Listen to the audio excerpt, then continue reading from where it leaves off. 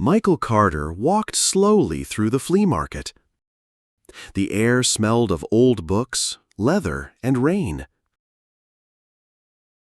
It was a cold afternoon in London, and he pulled his coat tighter around him.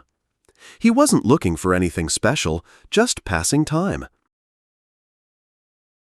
But then something caught his eye. An old man sat behind a small wooden table, selling antique objects, coins, jewelry, and watches. One watch in particular stood out. It was a silver pocket watch with an intricate design of stars and a small keyhole on the side. Michael picked it up. It felt warm in his hand, as if someone had just held it. "How much?" he asked the old man.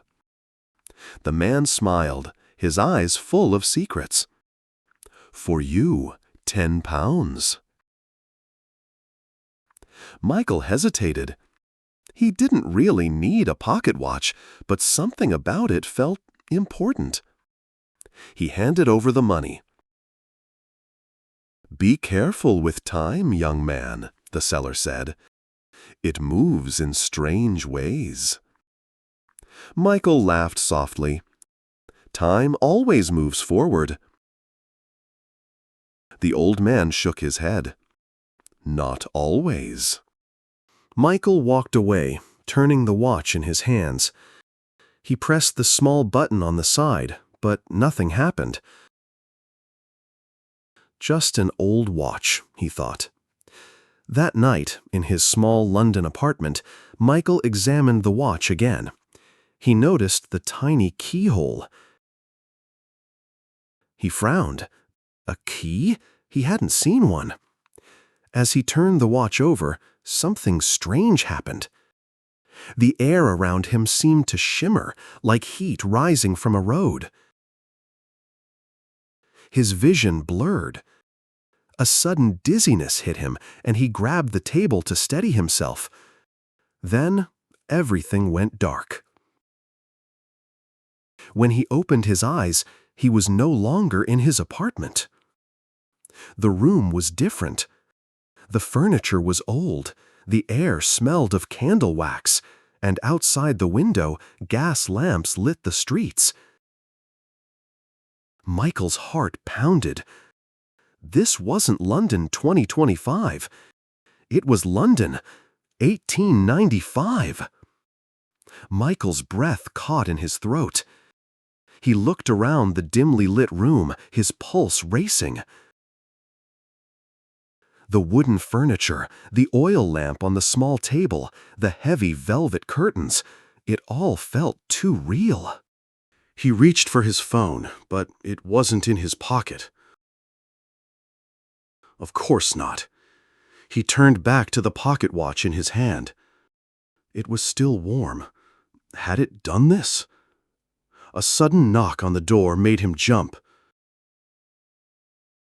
"Sir, are you awake?" A woman's voice, soft and uncertain. Michael hesitated, then stepped toward the door. He turned the handle and found himself face to face with a young woman in a long, elegant dress. Her dark hair was neatly pinned up, and her blue eyes widened in surprise when she saw him. "You are not Mr. Harrow," she said. Michael swallowed. "No, He stopped himself. What could he say? That he had fallen through time?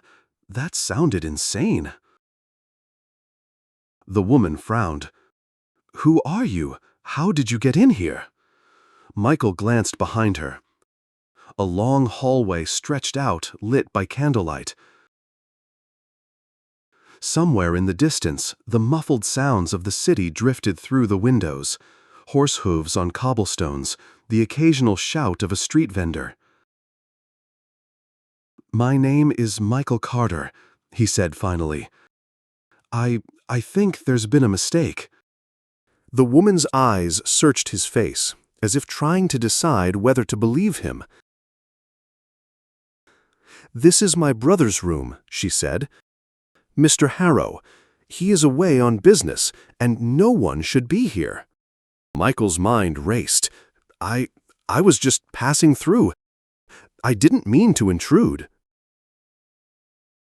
The woman's lips pressed into a thin line. "You are not a thief, are you?" "No, I promise." She studied him for another long moment, then sighed. "Come with me," she said. "We cannot talk in the hallway." Michael followed her down the dim corridor. The wooden floor creaked under their steps, and the house smelled of old paper and lavender. They entered a small sitting room where a fire flickered in the hearth. The woman motioned for him to sit. "I am Evelyn Harrow," she said. "And you, Mr. Carter, have a great deal of explaining to do." Michael glanced at the pocket watch in his hand. He had no idea how he would explain this. Michael shifted uncomfortably in the chair. The fire cast flickering shadows across Evelyn's face as she studied him. "Now," she said, folding her hands in her lap, "tell me the truth. Who are you, and why are you in my brother's room?" Michael hesitated. He had to be careful. If he told her the full truth, she might think he was mad. But lying wouldn't help either. "My name is Michael Carter," he repeated. I don't know how I got here. One moment I was in my apartment, and the next I was in this room." Evelyn arched an eyebrow. "That is quite a story, Mr. Carter, and rather impossible." "I know how it sounds," Michael said quickly. He held up the pocket watch. "This is the only clue I have. It belongs to me, and I think it did something." Evelyn leaned forward, her eyes narrowing. "May I see it?" Michael hesitated, then placed the watch in her hand. She turned it over, examining the intricate design of stars and the small keyhole on the side. "This belonged to my grandfather," she murmured, "but it was lost many years ago." Michael's heart skipped a beat. "Your grandfather?" Evelyn nodded. "Jonathan Harrow. He was a scientist, obsessed with the concept of time. My mother used to tell me he had strange ideas, that he built things no one understood. But he disappeared when I was a child." Michael exhaled slowly. This couldn't be a coincidence. If Evelyn's grandfather had owned the watch, then maybe he had created it. "Do you know how it works?" he asked. Evelyn shook her head. "No, I only know that my father forbade us to speak of him. He said my grandfather's experiments were dangerous." She looked up at Michael. "You truly do not belong to this time, do you?" Michael met her gaze. "No, I don't." A heavy silence fell between them. Then Evelyn straightened her shoulders. "Then we must find out how to send you back. But first, we need help." Michael frowned. "Who can help us?" Evelyn hesitated, then lowered her voice. "There is a man, an inventor. He knew my grandfather and his work. But he is difficult to trust." Michael leaned forward. "What do you mean?" "He is powerful, and if he learns that you are from the future, he may not let you leave." Michael swallowed hard. He had no choice. If he wanted to return home, he needed answers. But he had a feeling that this was only the beginning of a much greater mystery. The next morning, Evelyn and Michael set out into the misty London streets. The air was thick with the scent of coal smoke, and the sound of carriage wheels echoed between the buildings.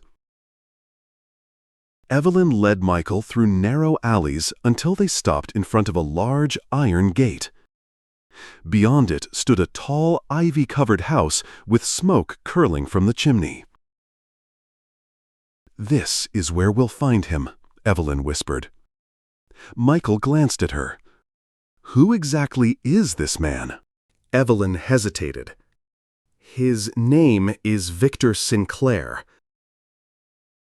He was my grandfather's friend, or perhaps his rival. He continued my grandfather's research after he disappeared." Michael swallowed.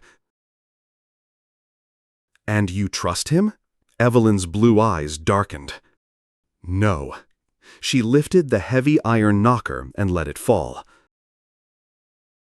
Moments later, the door creaked open, revealing an older man with piercing gray eyes and a thin, sharp face. He wore a fine suit, but his hands were stained with ink and oil.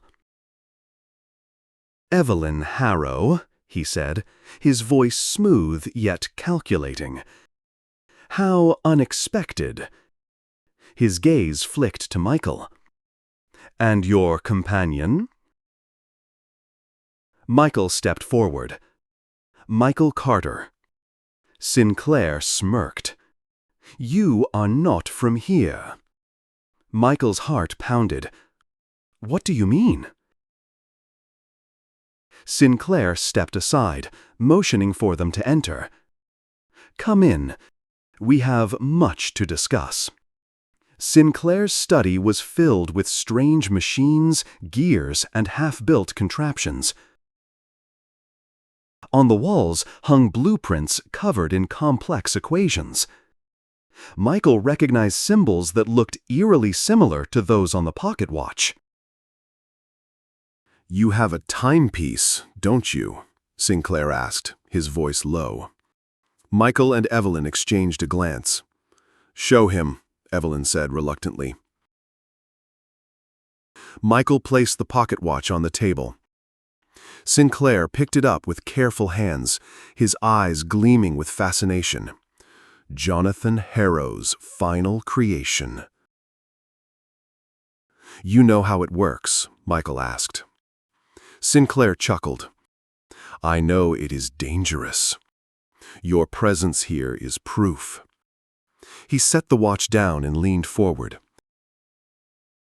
"Tell me, Mr. Carter, do you truly wish to return to your time?" Michael hesitated. His first instinct had been to get back home as quickly as possible. But now, with Evelyn beside him, doubt crept into his mind. Evelyn's fingers brushed against his. A small touch, but it sent warmth through him. She looked away quickly, but Michael saw the conflict in her eyes. "Yes," Michael said finally, "but I need to understand the watch first." Sinclair nodded. "Then I must warn you. There are others who would kill for this knowledge." Evelyn tensed. "Who?" Sinclair lowered his voice. "A secret society called the Order of Time. They have been searching for Harrow's lost inventions for years. If they discover you have the watch, they will stop at nothing to take it." Michael exhaled. "So, what do we do?" Sinclair smiled darkly. "We prepare for war." That night, Michael lay awake in Evelyn's home, staring at the ceiling. Sinclair's words echoed in his mind. The Order of Time will stop at nothing to take the watch. He turned his head slightly. Evelyn sat by the window, gazing out at the empty street below. The candlelight cast soft shadows on her face, making her look almost unreal, like a figure from a dream. "You should rest," he said quietly. She didn't turn. "I can't." Michael stood and crossed the room. Outside, the gas lamps flickered, casting long shadows on the cobblestones. "You're worried," he murmured. Evelyn nodded. "If the order knows about the watch, then they know about you. And if they know about you, they will come for us." Michael reached out and gently touched her hand. She didn't pull away. Instead, she laced her fingers with his, gripping tightly as if afraid he might disappear. "Evelyn," he began, but before he could say more, a sudden noise cut through the silence. A creaking floorboard. Evelyn's breath caught. Michael turned sharply. Someone was in the house. He grabbed the pocket watch from the table and pulled Evelyn behind him. The air felt thick with tension. Then a crash. The sound of glass shattering. Michael didn't hesitate. He pulled Evelyn toward the hallway just as a dark figure lunged from the shadows. A man dressed in black. A mask covered the lower half of his face. His gloved hands reached for Michael, but Michael dodged, shoving Evelyn toward the stairs. "Run!" Evelyn hesitated for only a second before dashing down the hall. Michael swung his fist at the intruder, but the man was fast. He dodged the blow and grabbed Michael by the collar, slamming him against the wall. Michael gasped as pain shot through his back. The man's grip tightened. "Give me the watch," he growled. Michael clenched his fist around it. Not a chance. The man's eyes flickered with anger. He reached for a knife strapped to his belt. Then a loud bang. The intruder froze. Slowly, his grip loosened. Michael turned his head and saw Evelyn standing a few feet away, a smoking pistol in her hands. Her breath was ragged, her fingers trembling. The man groaned, stumbling backward, clutching his side. Blood seeped through his coat. Evelyn's eyes were wide with shock.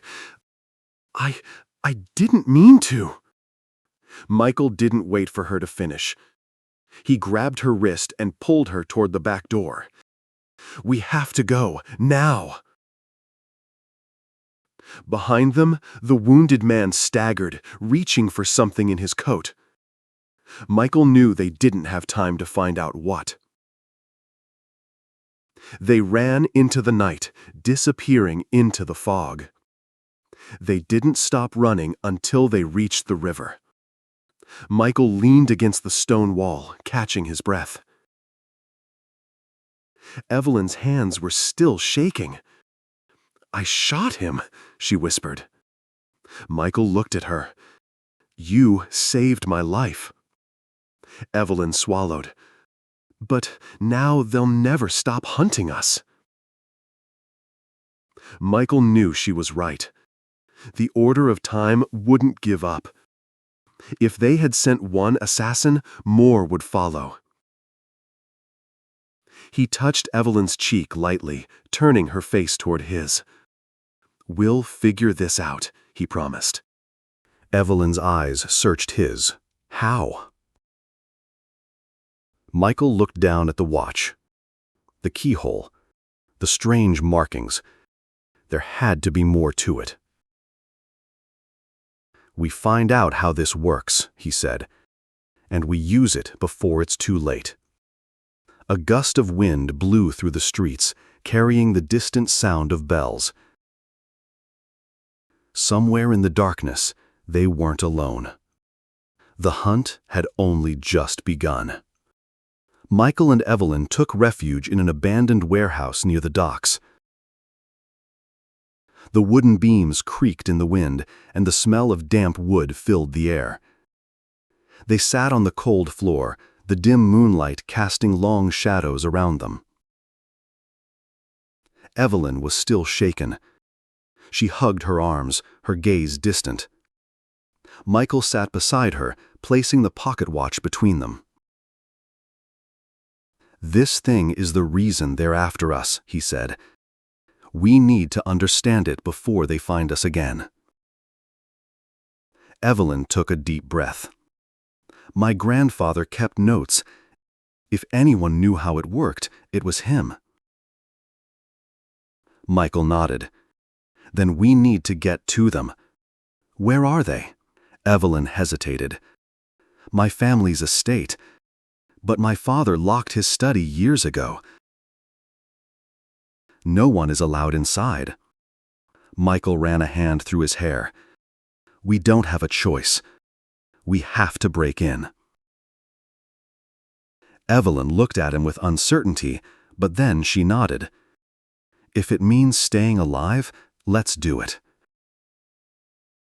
Hours later, Michael and Evelyn reached Harrow Manor. The grand house stood at the edge of the city, its tall iron gates gleaming under the moonlight. They moved quietly through the back garden, avoiding the main entrance. Evelyn led Michael to a side door, pulling out a small key. "I stole this when I was a child," she whispered. "I always wanted to see what my father was hiding." The lock clicked open, and they slipped inside. The house was silent. The air smelled of old books and polished wood. They hurried down a long hallway until they reached a heavy oak door. It was locked. Michael inspected it. Stepped back. He grabbed a metal candlestick from a nearby table and struck the lock. After 3 hard hits, the wood splintered and the door swung open. Inside, the study was untouched, as if frozen in time. Shelves lined with books covered the walls, and old maps were scattered across the desk. A large, dust-covered portrait of Jonathan Harrow hung above the fireplace. Michael wasted no time searching the drawers. Evelyn scanned the bookshelves. "There must be something here," she murmured. Then Michael spotted a leather journal beneath a stack of old papers. He opened it and his breath caught. The pages were filled with sketches of the pocket watch, detailed drawings with strange symbols, and notes written in hurried handwriting. Evelyn leaned over his shoulder. "Can you read it?" Michael frowned. "It's a mixture of English and equations, but this part says something about a key." Evelyn reached for the watch. "A key?" She turned it over and gasped. "Michael, look!" She pointed to the small keyhole on the side of the watch. Michael had noticed it before, but now he understood. "The watch isn't complete," he whispered. "We need the key to unlock its full power." Evelyn's hands trembled. "If my grandfather hid this, he must have known it was dangerous." Michael closed the journal. "Then we have to find that key before the order does." A cold breeze passed through the room. And then a voice from the hallway. "You should not have come here." Michael and Evelyn turned sharply. A shadow moved beyond the broken door. Someone was watching them. And they were not alone. Michael's grip tightened on the pocket watch as he and Evelyn froze. A figure stepped into the doorway, partially illuminated by the flickering candlelight. A tall man in a dark coat and gloves, his face partially hidden beneath the brim of a hat. His voice was calm, almost amused. "You shouldn't be here," he repeated. Evelyn's breath hitched. "Who are you?" The man stepped forward, his gloved fingers brushing over the bookshelves. "A friend, or an enemy, depending on your next move." His gaze settled on Michael. "The watch belongs to the Order. Give it to me, and I will let you walk away." Michael's heart pounded. "Not a chance." The man sighed. "I expected as much." Without warning, he lunged. Michael barely had time to react. He shoved Evelyn behind him and blocked the man's arm, twisting away just in time to avoid a sharp blade glinting in the candlelight. Evelyn grabbed a heavy book and threw it at their attacker. It struck his shoulder, but he barely flinched. Michael swung at him, landing a punch to his jaw. The man stumbled back but recovered quickly. "Impressive," he murmured, rubbing his chin. "You're more trouble than I thought." Evelyn grabbed Michael's arm. "We have to go!" Michael turned to run, but the man pulled a pistol from his coat and aimed it at them. "Stay where you are." Evelyn stiffened beside him. Michael's mind raced. They were trapped. Then a sudden crash from outside. The man flinched, distracted for only a second. But that was all Michael needed. He grabbed a nearby chair and hurled it toward their attacker. The man ducked, and in that moment, Michael grabbed Evelyn's hand and ran. They sprinted down the hallway, their footsteps echoing. Behind them, the man cursed and fired a shot. The bullet struck the wall inches from Michael's head. They didn't stop. They burst through the side door and into the cold night air. A black carriage stood near the gate, its horses restless. A man in a gray coat stood beside it, waving urgently. "Get in!" he shouted. Evelyn hesitated.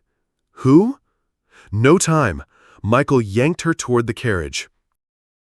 They climbed inside just as their pursuer stormed out of the house, gun raised. The horses bolted. The last thing Michael saw before they disappeared into the fog was the shadowy man standing under the gaslight, watching them go. Inside the carriage, Evelyn gasped for breath, gripping the edge of the seat. Michael looked at the man across from them, a middle-aged gentleman with silver-streaked hair and sharp green eyes. "Who are you?" Michael demanded. The man smiled. "A friend, for now." Evelyn glared at him. "That's not an answer." The man leaned forward. "My name is James Whitmore. I was once a member of the Order of Time, before I realized the truth." Michael narrowed his eyes. What truth? Whitmore's expression darkened. That the Order does not seek to protect time. They seek to control it.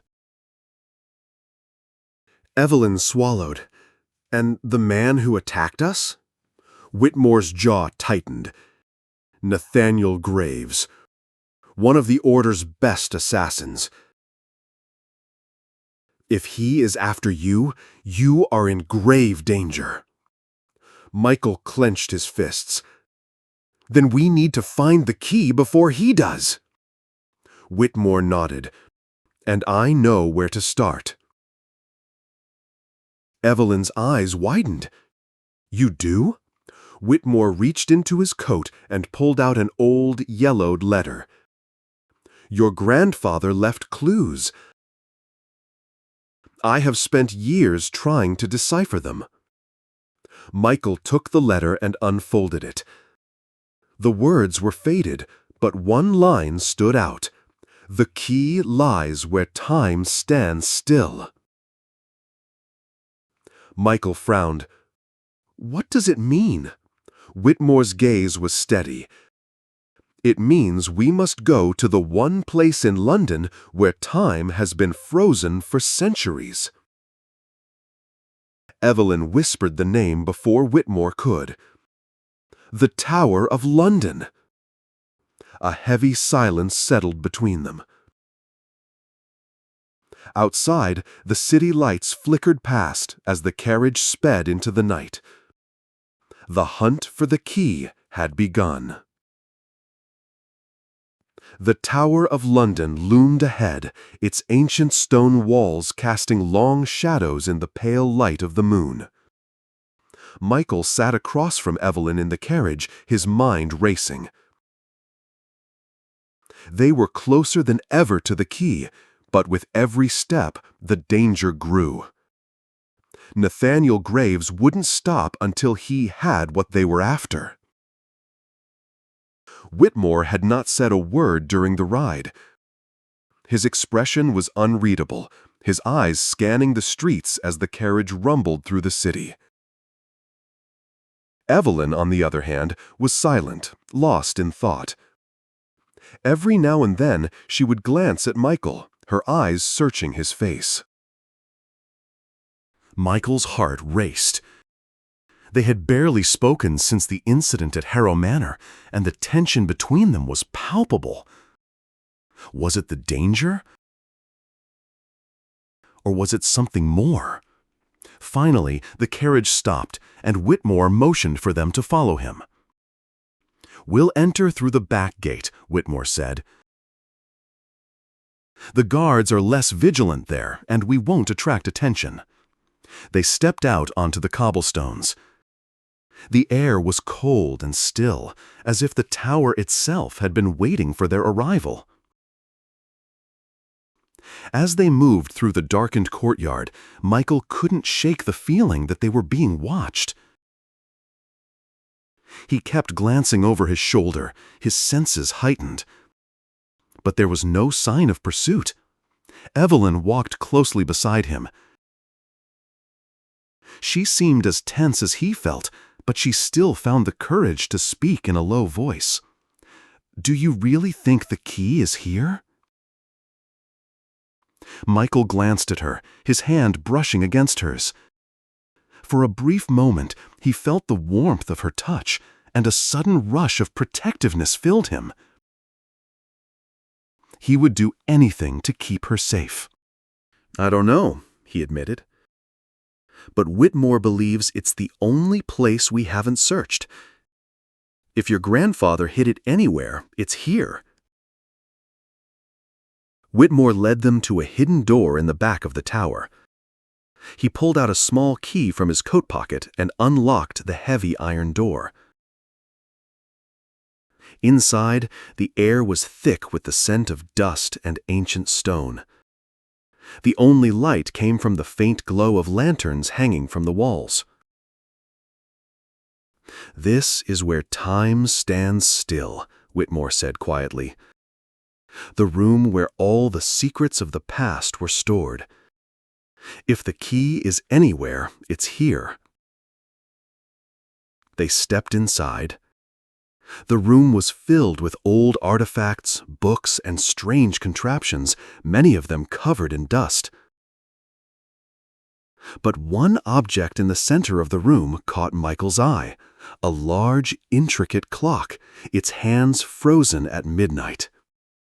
"Is that?" Michael began. Evelyn nodded. "It's my grandfather's work. I remember him telling me about a clock that could manipulate time, but I never believed it."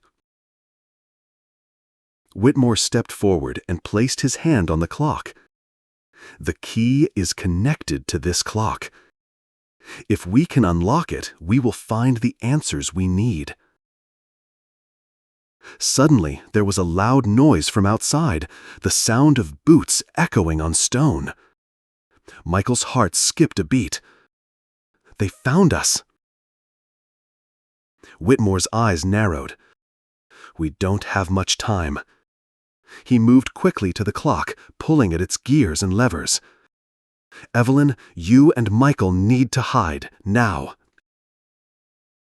Evelyn grabbed Michael's hand, her grip tight with fear. What about you? Whitmore turned to face them. I'll hold them off. But you must get the key. Michael's mind raced. They didn't have time to argue. He pulled Evelyn toward the far corner of the room, behind a large stack of crates. As they hid in the darkness, Michael could hear the sounds of footsteps growing closer, the murmurs of voices, and the faint scraping of metal against stone. The order was here. Evelyn's breath was shallow.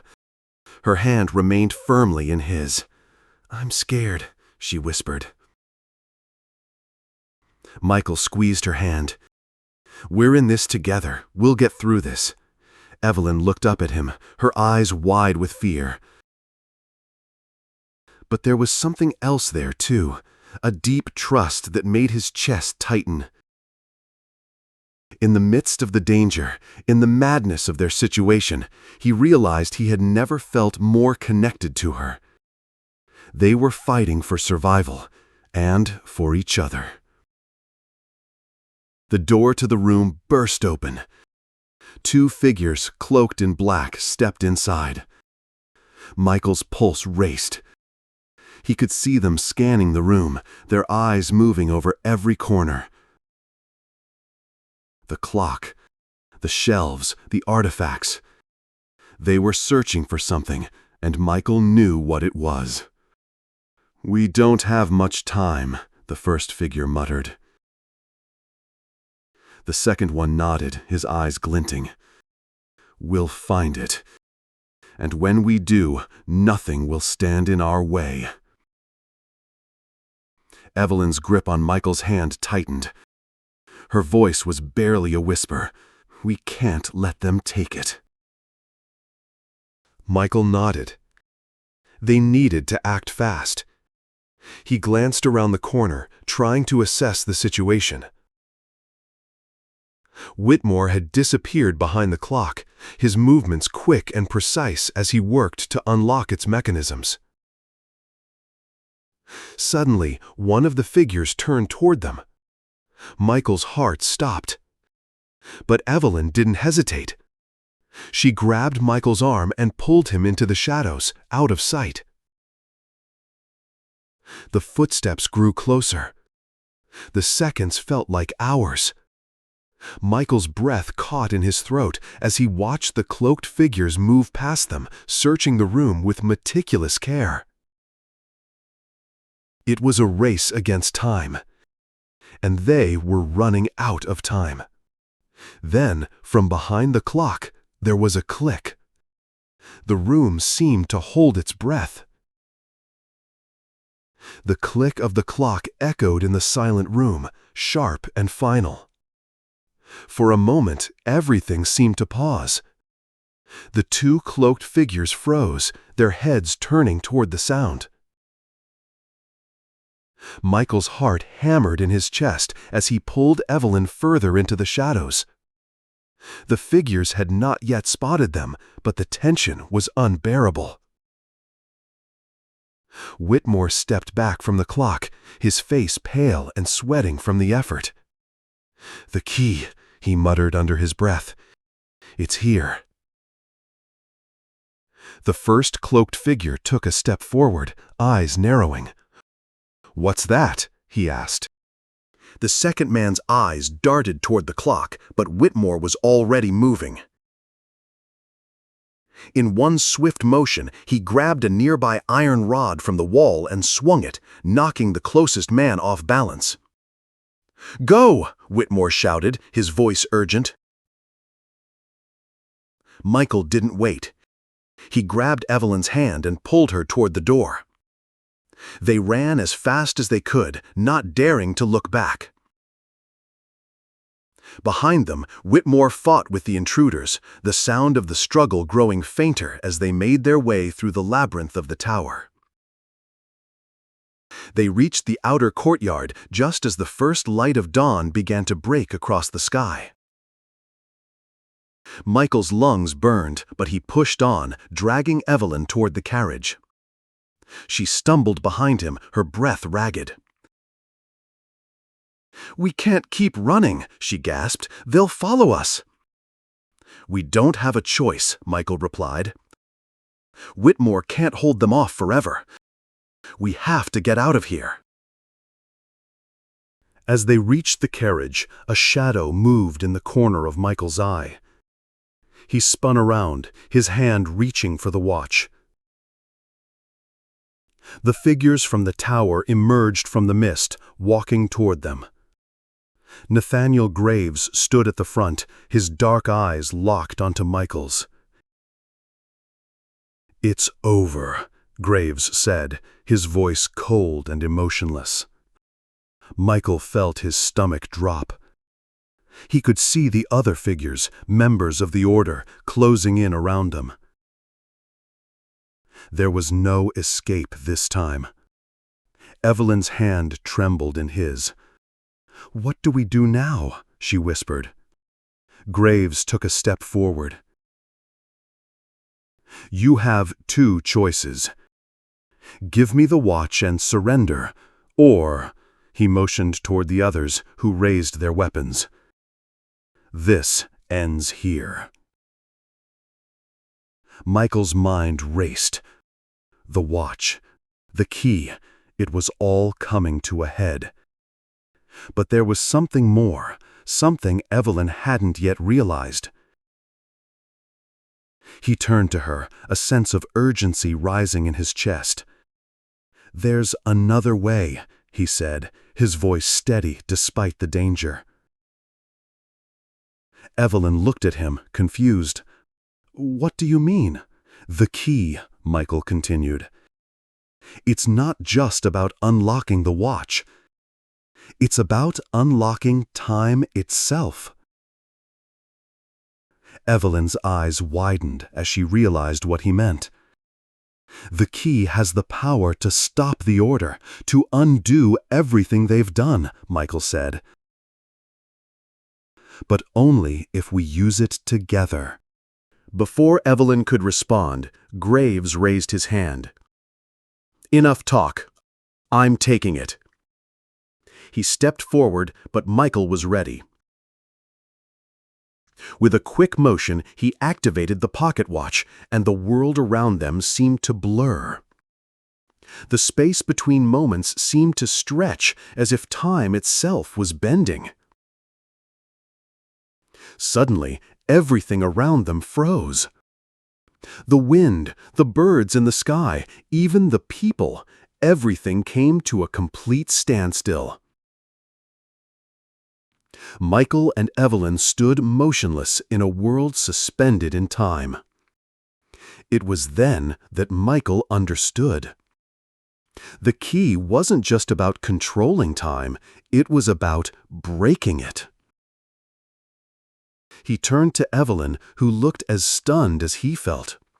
"Do you understand now?" he asked softly. Evelyn nodded slowly. This is what my grandfather was hiding." Together, they looked back at the frozen figures of the order, their weapons raised but unable to move. Michael clenched his fist around the watch. "It's over," he said. But as they stood there, in that frozen moment of time, Michael felt a strange pull, a weight pressing down on him. The watch, it was draining. Evelyn's eyes widened as she felt the same pressure. "Michael," she said, her voice shaking. "What's happening?" The space around them began to distort, the air thickening, as if something was fighting against the change. "We're not the only ones who can control time," Michael said, fear creeping into his voice.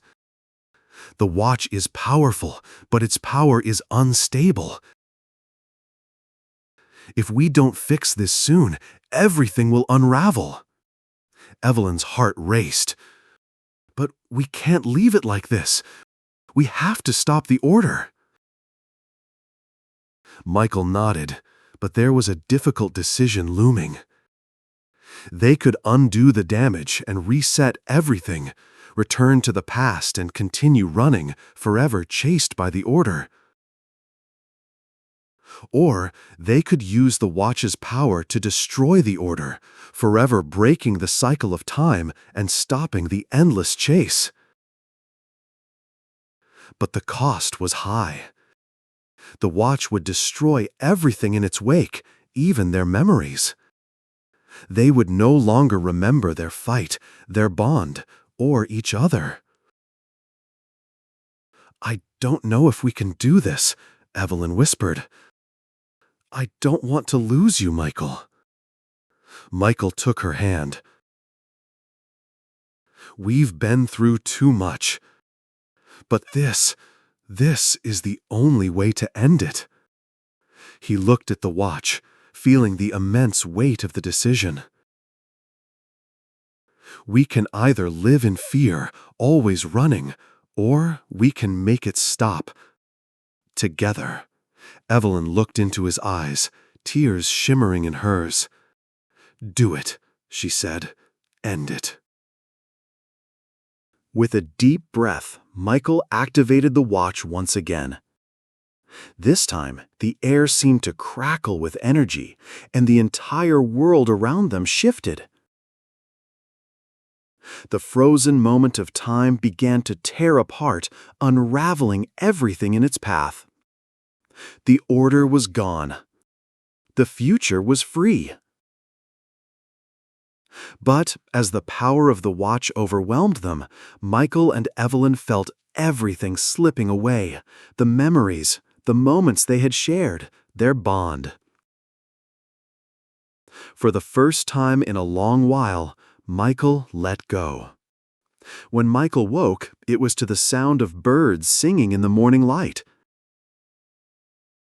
He was alone in a small room, the light streaming through the window, warm and gentle. He felt a strange sense of peace, as if a weight had been lifted from his chest. But something was missing. He sat up and looked around. No trace of Evelyn. No sign of the events that had transpired. He didn't remember how he had gotten there, or what had happened before. The only thing he knew for certain was that he was free.